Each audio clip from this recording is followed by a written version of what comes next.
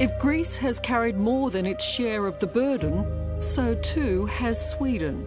A nation with less than half the population of Australia took in 165,000 refugees last year alone and is starting to buckle under the pressure. This is a country that's barely coping. Only 6 months ago, Sweden was proudly proclaiming itself the humanitarian superpower of the world. Now it's closing its borders to refugees without identity papers. And its neighbours are being even tougher. Denmark is stripping asylum seekers of valuables to help pay for their upkeep, confiscating cash and jewellery, basically everything except wedding rings. The message couldn't be clearer. Please, no more refugees. Is it refugee overload? Yes, it's a refugee overload. That's a good word. Just too many people? Too many people, and too many people of the wrong kind. Like many of his countrymen, Jan Hunnesson is calling time. This one-time school teacher and more recently political activist says Sweden is on the brink of an economic and cultural disaster. The problem with a generous welfare state like Sweden is that we're very, very soft. And this is an example, he says, of Sweden's too trusting acceptance of young refugees. Men posing as boys to claim special treatment. This is an athlete, and he's called Sweden's fastest 14-year-old. So he is said to be a 14-year-old? Yes. It's a bit hilarious, but if you're 18 and above, you don't get the benefits that you get if you're under 18, and you can't be thrown out with the same kind of laws and force. Will the generosity stop?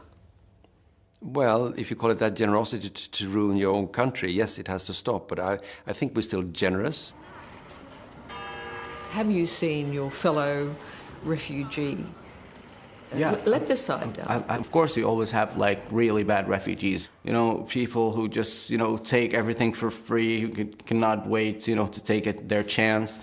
It's frustrating. It is frustrating, but, you know, you got to keep strong. You got to do it for yourself and for your family, and I hope I'll be able to prove something, actually.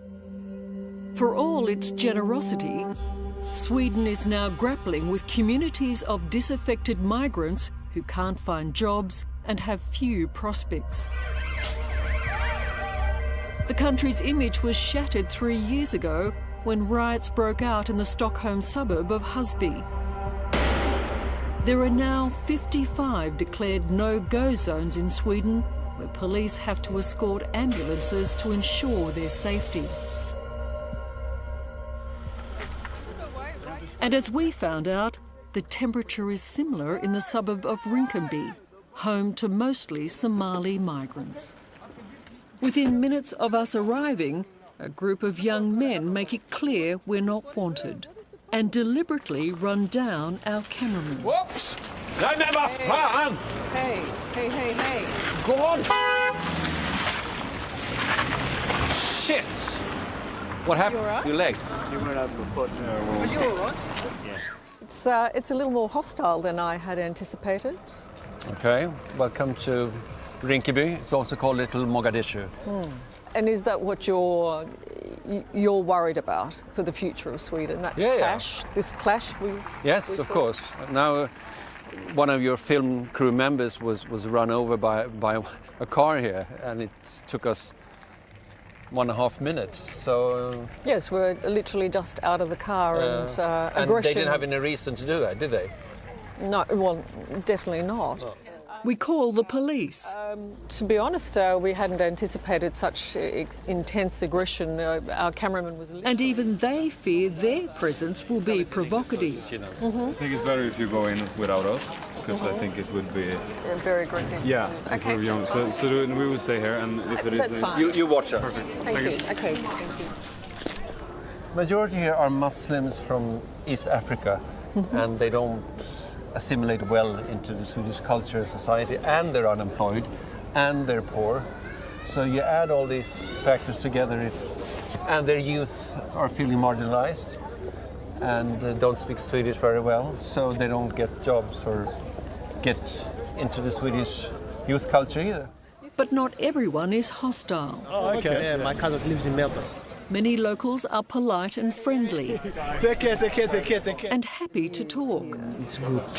Yeah. I'm very happy. But what happened next changed everything. The police leave, and as we prepare to go, young men masking their faces arrive. Good, you're doing good. You're doing good? Yeah. Okay, very good. Take it easy. Okay, you too. And attack. Go! Mate! Go! Don't you touch me. Okay, we're gonna do. Excuse me. Please. Get out of here. No, we are leaving, but you don't need to hurt us. There's no need to be unkind. Hey, Can't feel. No, don't do it. The gang's attention turns when a local intervenes and drives his mobility scooter into the most violent attacker. Move. We've been individually attacked. Soundman has been punched, the producer's been punched, you've been run over, the cameraman. We've all been assaulted and insulted. It's best we leave. For refugees like Marwan, the hostility and the changing mood in his adopted country make him uneasy about his future. There is a part of you that's fearful that you will be turned back. Yeah, of course. You always have doubt. We're human beings. We always have doubt.